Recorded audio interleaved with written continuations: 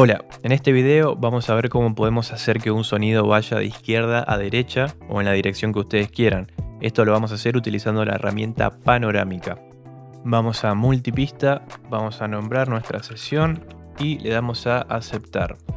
Lo siguiente será arrastrar nuestro archivo con el que vamos a trabajar y lo llevamos al comienzo. Bueno, esto es realmente muy fácil. Vamos a agrandar un poquito esto para que lo puedan ver mejor. ¿Ven esta línea de color celeste que está acá? Bueno, esto controla la panorámica justamente. Vamos a escuchar. Si lo llevamos arriba, tenemos el sonido completamente a la izquierda. Y si lo bajamos, tenemos el sonido completamente a la derecha. Y acá lo dejamos en el centro.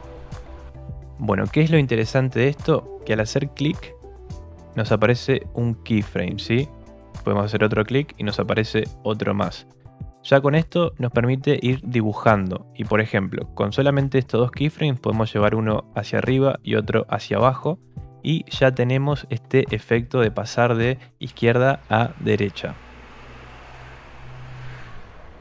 Genial. Por supuesto podemos agregar infinidad de keyframes y también si hacemos clic derecho sobre uno de ellos podemos cambiar la forma de la curva, ¿sí? Por ejemplo así. Y si queremos borrar un keyframe determinado, podemos hacer clic sobre el keyframe y apretamos suprimir.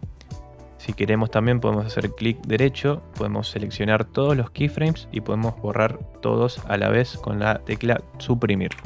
Bueno, eso sería todo para este video. Vemos que es algo muy fácil y súper interesante, así que lo que quedaría hacer ahora es solamente exportar. Si no sabes cómo hacerlo, te voy a dejar un video acá arriba. Muchas gracias por ver este video y si te gustó te invito a que te suscribas a mi canal. Chau.